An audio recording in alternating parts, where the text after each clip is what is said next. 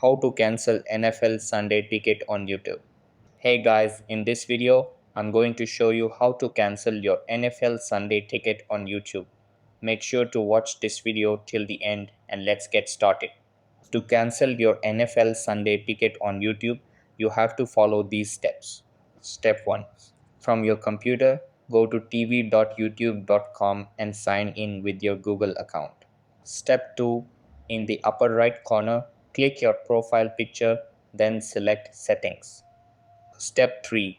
Under Memberships, find your NFL Sunday ticket membership and click Manage. Step 4. Next to your next billing date, click Cancel. Step 5. Tap Yes, Cancel to confirm the cancellation. You will receive a confirmation email once the renewal is cancelled. So that's how you can cancel your NFL Sunday ticket on YouTube. That's all for this video.